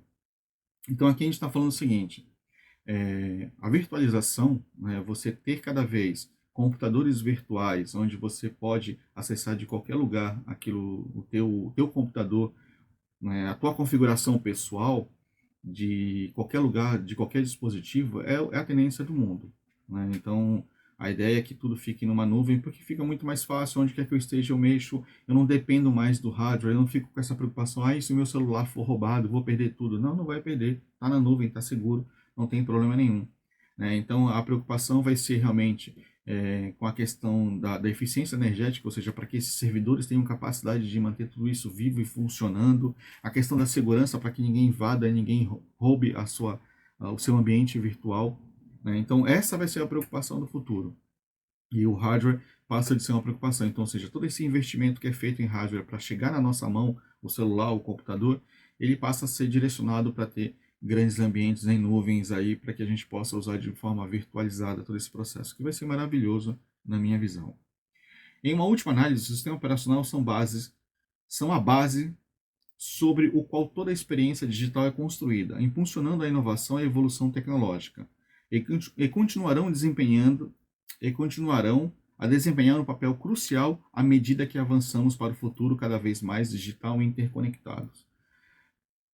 Então, tá claro que sem sistema operacional não tem tecnologia, não tem nada. Né? Então, eles vão continuar evoluindo, vão continuar sendo cada vez mais inteligentes. Tenho certeza que com a inteligência artificial eles vão ficar muito mais poderosos do que são hoje. Né? Obviamente, nos ajudando cada vez mais, trazendo para a gente cada vez de forma mais simples, assim como é o celular. O celular hoje, né, de novo, uma pessoa de qualquer idade é capaz de usar um celular. Ele compra na loja, ele liga, ele usa.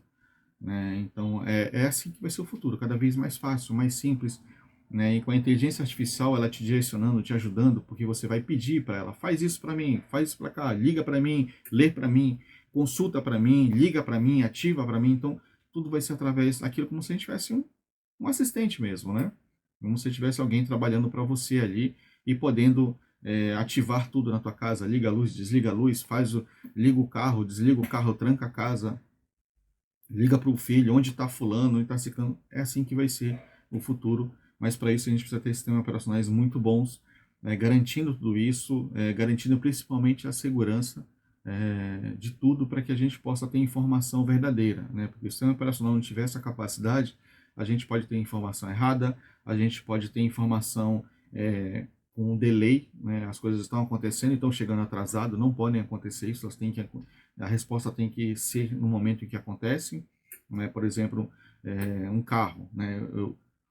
O carro identifica que tem alguém na frente dele, a resposta de frenagem tem que ser automática, ele não pode esperar, será que eu freio, será que eu não freio? Não pode, tem que ser imediato. Para isso o sistema operacional tem que ser veloz, de interpretar o sensor, entender que tem um ser humano na frente e parar. Tomar a decisão de parar, isso tem que ser rápido. Então, o sistema operacional tem que ser muito rápido para esse tipo de coisa. Né? Quando a gente fala, por exemplo, de operar uma pessoa através de imagina uma máquina que consiga operar um ser humano. Não pode ter erro. Ele não pode ficar na dúvida de um órgão. Será que é um órgão? Será que não é? Será que é músculo? Será que é gordura? Ele não pode ter essas decisões. Ele tem que saber exatamente o que está fazendo, porque senão ele vai matar alguém. Então, o sistema operacional tem que dar essa velocidade de ler os periféricos, de cuidar da memória de forma rápida, de armazenar os dados e ler com velocidade muito, muito rápida, porque o que a gente vai trazer no futuro são coisas que vão exigir velocidade, né? Tomadas de decisões muito rápidas conectadas a sensor. O sensor vai captar uma situação ou captar uma tela e ele precisa responder isso de forma imediata. É como a leitura, né, de rosto, a câmera olha para você e identifica. Isso tem que ser instantâneo, cada vez mais instantâneo. né? E aí é para isso que os sistemas operacionais estão caminhando e evoluindo cada vez mais. É isso, gente. Isso é um sistema operacional. É para isso que ele serve, é para isso que utilizamos, e às vezes ele faz tanta coisa para a gente e a gente nem percebe o quanto de coisa ele já faz e o quanto de coisa ele ainda pode fazer pela gente, tá bom? Espero que vocês tenham gostado muito da aula. Se precisar de alguma coisa, é só entrar em contato comigo, tá bom? Um abraço, fiquem todos com Deus.